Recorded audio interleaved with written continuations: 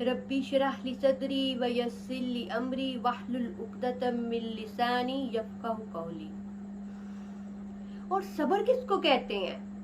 जब भी हम पे कोई मुश्किल, कोई तकलीफ आए तो फौरन ही अपने रब को पुकारें, ना कि ये कि हम फौरन ही गम का शिकवा करने लगे, पीटने लगे, चिल्लाने लगे कि हम पे ये मुसीबत क्यों आई।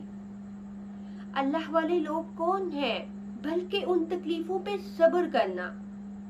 हम सारे शिकवे अल्लाह से कर लें, सारी नाशुक्री कर लें, बेशक इंसान तो है ही बड़ा नाशुक्रा, बड़ा ही जालिम है, ये अल्लाह ताला ने कुरान पाक में फरमाया है, और बेशक इसमें हकीकत है। इंसान अल्लाह की नेमतों को फौरन ही भूल जाता है। जैसे ही उस पर कोई परेशानी, कोई गम आता है तो फौरन ही अपने रब की नाशुक्री करता है, फौरन ही नाशुक्री करने लगता है। तो फिर बाद में क्या कहते हैं अल्लाह से तमाम शिकवे करने के बाद कि अच्छा अल्लाह जो तेरी मर्जी, मतलब पहले तमाम शिकवे कर लिए, लेकिन उसके बाद ये कहने का फायदा कि अच्छा अल्लाह जो तेरी मर्जी, जो तेरा हुक्म। बुखारी में हदीस है कि सदमे के आगाज में सब्र करना। दर हकीकत सब्र तो ये है कि जब आपको सदमा मिले आपने तब सब्र करना। ये नहीं कि चीखने चिल्लाने के बाद, रोने के बाद, अल्लाह से शिकवे करने के बाद में आप सब्र कर लें और कह दें कि जो अल्लाह की मर्जी। ये सब्र तो नहीं है, बल्कि सब्र तो आगाज में है। फिर अल्लाह पाक कुरान पाक में फरमाते हैं कि ए ईमान वालों, मदद हासिल करो किससे? नमाज से और सब्र से। अब इस आयत का कॉन्सेप्ट बहुत सारे लोग आगे बहुत गलत बताते हैं। कैसे?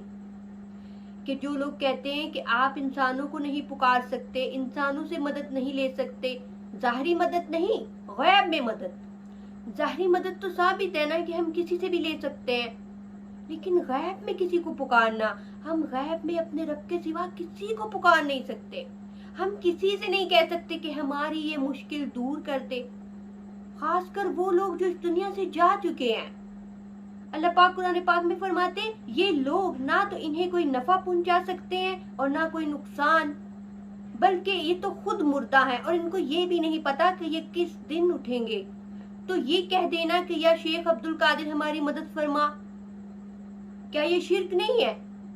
ये शिर्क है। हम किसी इंसान को नहीं पुकार सकते मदद के लिए, और वो इंसान जो इस दुनिया से जा चुका है, जो मुर्दा है, जो तुम्हारे ना नफे का मालिक है ना नुकसान का, तो वो लोगों को क्या कहते हैं कि अच्छा अल्लाह तो कुरान पाक में ये कहते हैं कि मदद हासिल करो नमाज से और सब्र से। तो अल्लाह तो कह रहा है नमाज से भी मदद मांगो और सब्र से भी। तो क्या हम ये कहेंगे ए नमाज हमारी मदद कर या ए सब्र हमारी मदद कर? हम ये नहीं ना कहते। लेकिन ये तो एक जरिया अल्लाह ताला ने बताया कि जब भी तुम पर कोई मुश्किल आए, जब भी तुम पर कोई गम, कोई परेशानी आए, तो तुमने मुझे पुकारना है। किससे? ये अल्लाह ताला ने जरिया बनाया कि मेरी इबादत करके, मुझे सजदा करके, नमाज पढ़ के। और परेशान नहीं होना, घबराना नहीं है, बल्कि सब्र करना है और सब्र करके मुझसे मदद हासिल करनी है। तो इसका एक और नतीजा भी निकलता है, क्या? कि नेक कामों का वसीला देके अल्लाह से मदद मांगना, अपने नेक अमाल का वसीला देके अल्लाह से मदद मांगना। सब्र की 3 इकसाम है। एक पहली अल्लाह की तरफ से तकलीफों पर सब्र करना जो अल्लाह ताला की तरफ से आई है। एक ये इकसाम है कि जब भी अल्लाह की तरफ से तुम पे कोई मुसीबत, कोई तकलीफ आए तो फौरन ही उस पे सब्र करो और ये कहो कि बेशक है हमारे रब, हमें भी तुम्हारी तरफ लौटना है। और यही ईमान वाले लोग हैं। और दूसरा सब्र ये कि अल्लाह ने जो आप पे पाबंदियां लगा दी हैं फराइज की, मिसाल के तौर पे सर्दियों में उठकर वजू करना, नमाज पढ़ना कितना मुश्किल काम है, क्या हम इस पे सब्र नहीं करते? बिल्कुल करते हैं। हमें ठंडे पानी से भी वजू करना पड़े तो जिन लोगों ने नमाज पढ़नी है वो करते हैं। तो ये भी एक सब्र है। गर्मियों में रोजे रखना, और जब आप जनाबत की हालत में हो तो गुस्ल करना, चाहे रात का जो मर्जी लम्हा है आपने गुस्ल करना है नमाज पढ़ने के लिए। तो क्या हम इस पे सब्र नहीं करते? एक ये भी सब्र है। तो हम इन कामों पे भी सब्र करते हैं। ये कितने दुश्वार काम है, लेकिन हमें इस पर सब्र करना, और इस पे हमें क्या मिलेगा? अजर। हम अल्लाह की रजा के लिए ये काम करते हैं, अल्लाह की रजा हासिल करने के लिए ये काम करते हैं। और तीसरा सब्र है हराम चीजों से बचने पर। अब आप मुझे बताएं कि हराम चीजों पर कितनी अट्रैक्शन रख दी गई है। जब भी कोई बुरी चीज सामने आती है तो ज़ाहिरी खूबसूरती कितनी होती है उसमें। तो मुस्लिम में हदीस है कि अल्लाह ताला ने जन्नत को नागवार चीजों से ढांप दिया है और जहन्नुम को खुशगवार चीजों से ढांप दिया है। अब इस हदीस में कितना वाज़ेह आ गया कि अगर तुम्हें जन्नत तक पहुंचना है तो तुम्हें नागवारियां बर्दाश्त करनी पड़ेंगी, तुम्हें सब्र करना पड़ेगा हर मुश्किल पर, तुम्हें मुश्किल रास्तों पर चलना पड़ेगा, तुम्हें हराम को छोड़ना पड़ेगा, तुम्हें अपने दिल को पाक करना पड़ेगा, तुम्हें अपनी आंखों को पाक करना पड़ेगा, अपने दिल को पाक करना होगा इन सब हराम चीजों से। अल्लाह ताला ने हमें जो नेमतें दी है ना, इनके बारे में जरूर पूछा जाएगा कि बताओ मैंने तुम्हें आंखें दी, तुमने इससे क्या काम लिया, मैंने तुम्हें कान दिए, तुमने इससे क्या काम लिया, मैंने तुम्हें जुबान दी, तुमने इससे क्या काम लिया।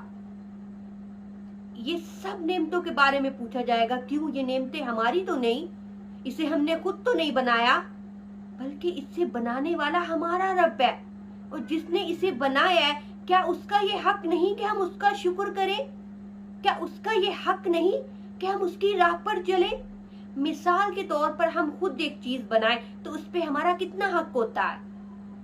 हम कहते हैं कि सबसे पहला हक तो इस पे हमारा है, जो हम चाहें ये हमारी मर्जी से चले, हमारी मर्जी से किसी दूसरे के पास जाए, तो वो अल्लाह जिसने हमें पैदा किया, जिसने हमें इन नेमतों से नवाजा, तो उसका हक क्या है कि हम उसका शुक्र करें, हम उसकी नेमतों को सही कामों में इस्तेमाल करें। ये है शुक्र और ये है सब्र की डेफिनेशन जो मैंने आपको बताई कि अपनी आंखों को, अपने दिल को, अपने हाथों को, अपने पाँव को हराम चीजों से रोकना, ये भी सब्र है। नागवार है ये हमारे लिए, लेकिन जन्नत को नागवार चीजों से ढांप दिया गया है। वैसे तो ये हदीस ऐसी है कि अगर हम इस पे बोलना चाहें तो घंटों बोल सकते हैं, लेकिन इसे मुख्तसर सा बयान किया है कि ये आपके दिलों में उतरे, आपके दिमाग पे असर करे और आप इससे अपनी जिंदगी को बदलें। तो ऐसी बुराइयां माशरे में फैली पड़ी हैं, और खासकर जब पूरा माशरा ही ऐसा हो तो ऐसे में खुद को बचाना ये कितनी बड़ी जंग है। ये सबसे अफजल सब्र है जिस पे आपको सब्र करना है, अपने रब का शुक्र करना है, उसकी नेमतों पे। तो जो हक बात मैंने आप तक पहुंचाई, अल्लाह ताला इसे आपके दिलों में उतारे और हम सबको जहन्नुम के अजाब से महफूज रखे। आमीन।